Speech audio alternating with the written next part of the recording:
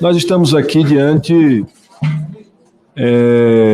de um depoimento muito emblemático, e eu diria que o senhor Walter Delgatti, ele figurará na história como responsável ou partícipe em momentos em que houve uma tentativa ou, inclusive, foi efetivado vários golpes no Brasil.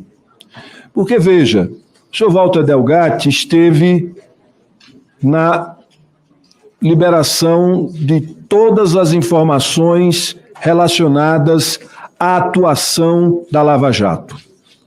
A Lava Jato já foi um ato da direita, para impedir que tivéssemos eleições livres com a participação de lideranças reais na eleição de 2018. E ele revelou, e nós podemos ter eleições com representação de vários partidos e com a liberdade do ex-presidente Lula. Nós estamos diante não de um fato isolado, nós estamos diante de uma prática que não vai cessar. Nós estamos diante de um campo político que não acredita na democracia, que usa a democracia como meio, mas não tem ela como um fim. E tudo que a gente viu aqui foi a tentativa de burlar os regramentos democráticos para que a população e o povo pudesse escolher livremente quem vai dirigir o país. Eu quero, desde já, pedir a essa comissão e ao presidente da comissão para encaminhar uma solicitação ao ministro da Justiça para garantir proteção à vida da testemunha. Sabe por quê? Porque o que está sendo revelado aqui mostra com muita clareza tudo que foi programado, que não iniciou a intenção de contratar alguém e que chegaram em Vossa Senhoria. O presidente revelou na Rádio Itatiaia, numa entrevista em 2021. Ele já estava pensando nisso. Ele passou o tempo todo questionando as urnas. E ele contratou alguém para tentar violar as urnas, que o senhor não conseguiu violar, nem ninguém conseguiria violar aquelas urnas. Ele organizou e colocou o Exército Brasileiro como um puxadinho da sua sanha autoritária e a serviço de um campo político que não acredita na democracia. Um campo político que vai passar e que não vai encerrar, é só olhar o que o Trump está fazendo nos Estados Unidos, que continua questionando a democracia e questionando as instituições e questionando o Estado democrático de direito.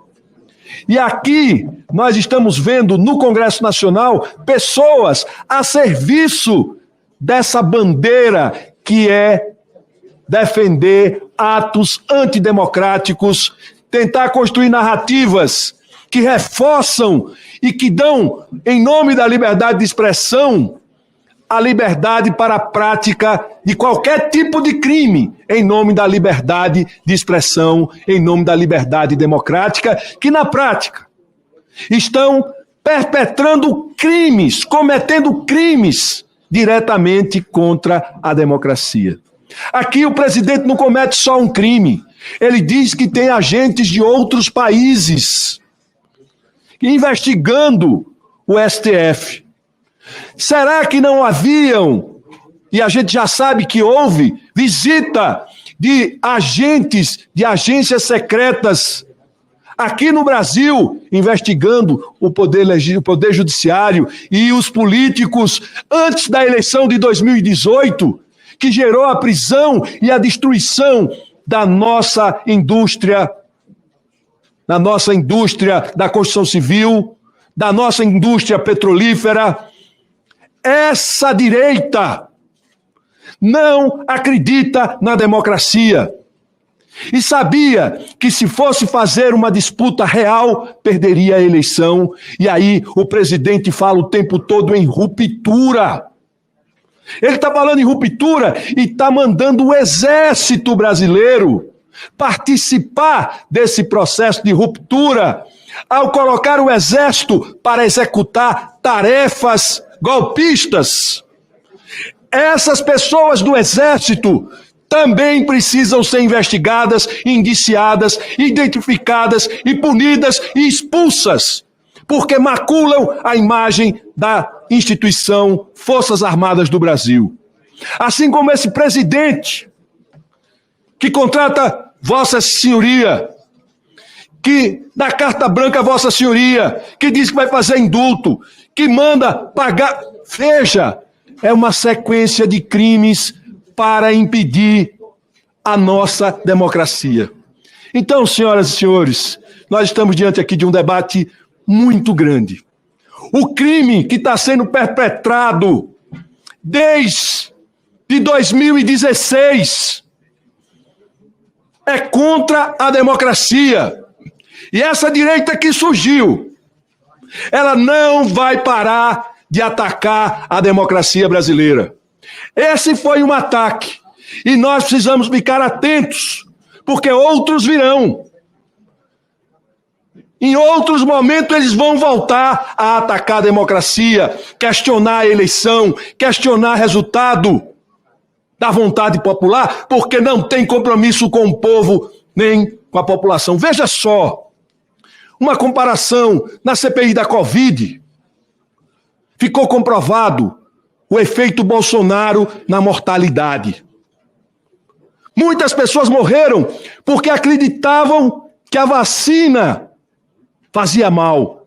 E a gente que foi o país que mais vacinou na história da humanidade, passamos a não ter mais pessoas não querendo se vacinar do que querendo se vacinar. Pessoas que resolveram tomar cloroquina e se expor.